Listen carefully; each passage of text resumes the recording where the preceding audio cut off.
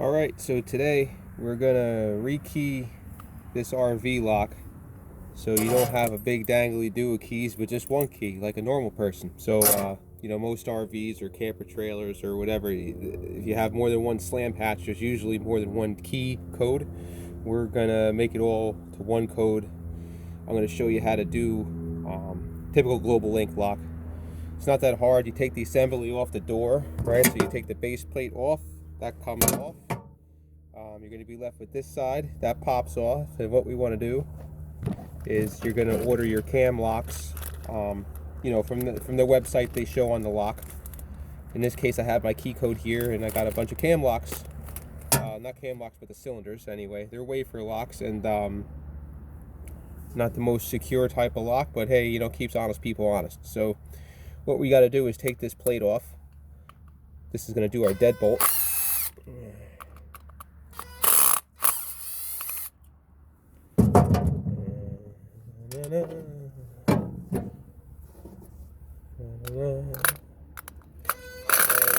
Clearly want to be careful not to strip it. They're on pretty tight. Alright, so you take this plate off and you'll be left with this. And you can see very simple design. You got a little BS linkage here, and that's what actuates your lock. So we're going to take this off. Make sure the lock is in the open position when you do so. And you can also note that the orientation of the key is horizontal. So we're going to take this out. Look, it just lays onto that. Right? So that's the way you're going to place it down in the same position. Then all we need to do is pull this off like so. I'm trying to do this so you can see. Look,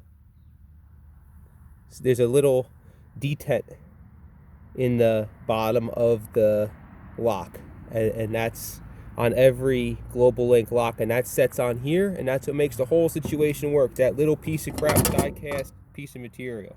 Now, I believe this is the wrong key. 68. If we put this in here,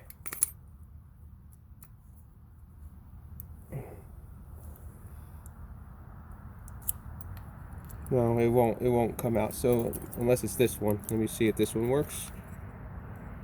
Yeah.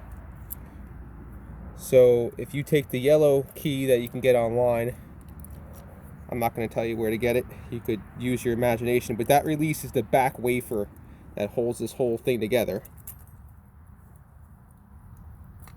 Right? See what this does is just a little wafer in the back of the key, and that's what releases it. So if you have this yellow key, it works a lot better to take that out than forcing it. So that's going to be our old cam. We're going to put our new cam lock in.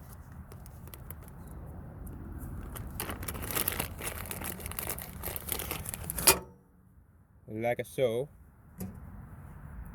Note your orientation. Remember, our orientation was down, right? So the new detent on here is going to be down. Very importante.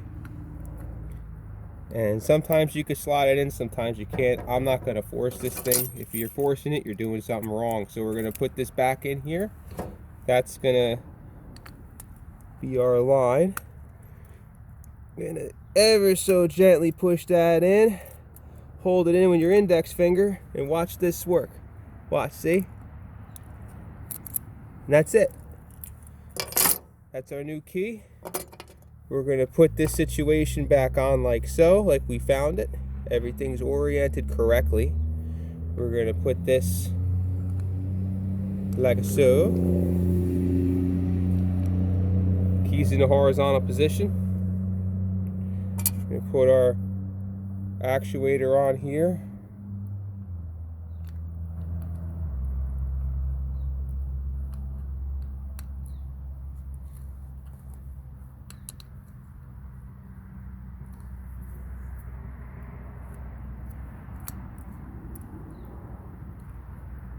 and we're going to test this theory.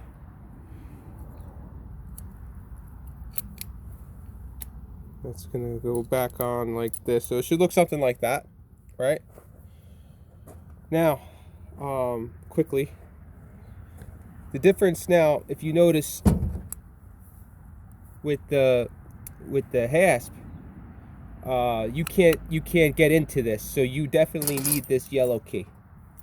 Now the mastered keys I don't like to use, because what the mastered key does is allow a dealer or someone that sells these things to access any compartment. So they would leave the deadbolt unlocked. He's got the master key, he uses it, and then you have this. So I get rid of the master keys. When you go to rekey your locks, don't use a master key, because everybody else and their mother's got one. And last time I checked, that's not good. So literally, just take this in, pull it out. That's it. You take your new cam, and you place it back into your lock. If I could grab it for you. Doing this one-handed like an idiot, but that's all right. Same deal. You just line up where that locking mechanism is. So if you could see that where the detent goes, you just confirm that that's the position you want to put it in, which would be this direction. Put this key back in, and that is it, my friend. That's all you need to do. Then conversely, you reassemble, put this base plate back on, which is what we're going to do now, and I don't think I need to explain that to you any further. But very, very simple process. But definitely, in my opinion, the most important reason why I'm really doing this is to get rid of that master key option. And you don't think that's not a good thing, in my opinion, because anybody and their mother would have that key, and you can get them quite easily. So I wouldn't trust that, and I'd rather have all my keys set to one code. So I'm going to do this, and then we're also going to do the cam latches. I can show you that real quick.